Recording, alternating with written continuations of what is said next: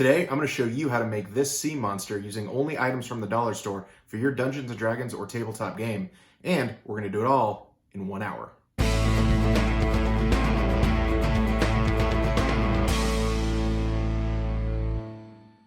So a couple months ago, I was walking around the dollar store just looking for different items or knickknacks or toys that I could use in my next craft. Every now and then I'll pick something up and I'm not quite sure what kind of craft I'm going to use it on, but I know that it's probably something I should pick up and save for later just to have if I need it.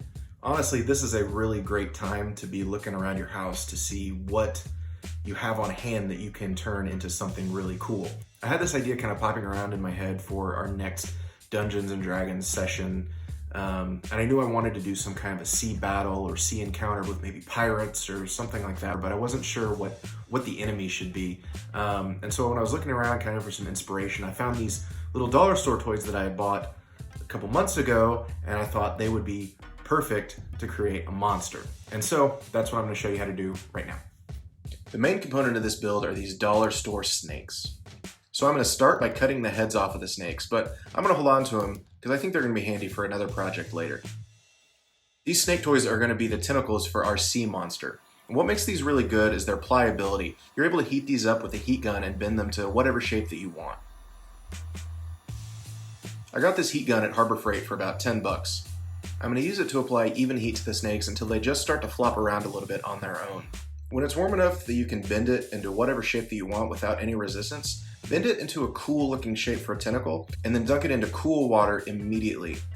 Hold it in there for 5 to 10 seconds until it has time to really set. When you take it back out, it's going to hold that shape. Now you can see how much more character and dimension that the black one has, especially when you compare it to the green one that I haven't messed with at all.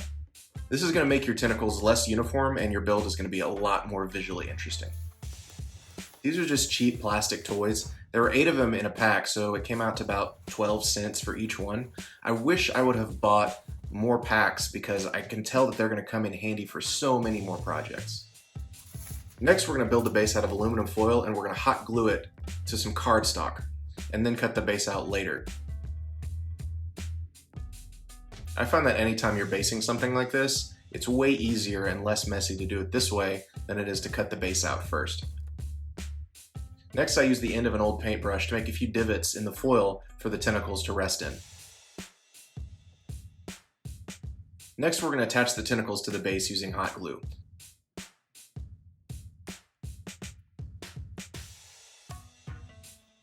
I was having trouble getting the tentacles to stand up on their own, so I decided to tack them together in certain spots with just a little bit of hot glue to add a little bit of strength.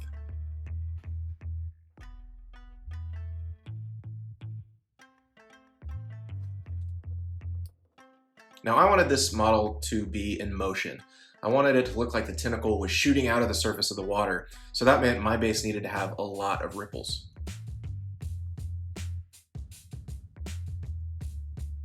To get that effect, I waited for the hot glue to mostly harden and then I teased it with just the tip of the hot glue gun to give it some texture. For the paint job, I started by basing the tentacles with black and the water with a dark blue. I used Podge mixtures out of habit, but this isn't necessary. I wanted a pretty standard reptilian look for this sea monster, so I mixed together a sloppy green color and used that as the base for the tentacles. When that dried, I moved back to the water. I used a lighter shade of blue on top of that darker base coat, and then, on top of that, I added a lighter blue dry brush. While that was drying, I moved back to the tentacles. I wanted to do something a little more eye-catching for the tentacles, so I decided to add a gold dry brush just on that scaly texture.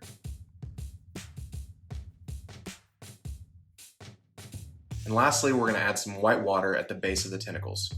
This is going to really sell that this thing is bursting out of the water and is ready to attack your party.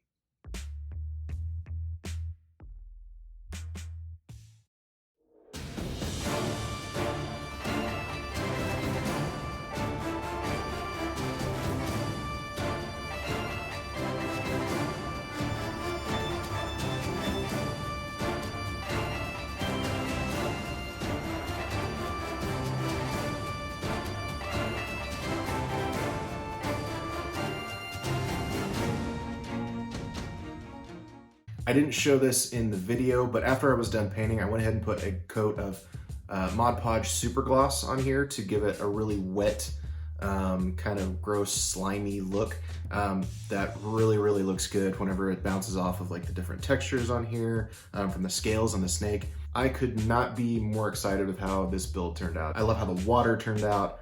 I love the sense of action that you get whenever you're looking at it, like this is something that's in motion. This is actually the second one of these that I built. This is the first one. It was a test build, and it worked out fine, but I actually like this one a lot better. I used one less tentacle on this one, so this one only has 3, this one has 4. This one's kind of spread out a little bit. I don't know if you can see that. It takes up a lot more space, and it's not as tall as this one, and I just like the way that this one turned out a lot more. But I've got 2 of them just in case. And I think the only thing scarier than a sea monster is a sea monster that's throwing a flaming bale of hay at you. So if you'd like to learn how to make one of those flaming bales of hay, there's a link in the description below. I appreciate you watching. I appreciate you subscribing. I appreciate you commenting below, telling me what you'd like me to build next. I've already got one more video shot that I'm gonna put out pretty soon after this one, so make sure you subscribe so that you can see it whenever it comes out. How should I end this video?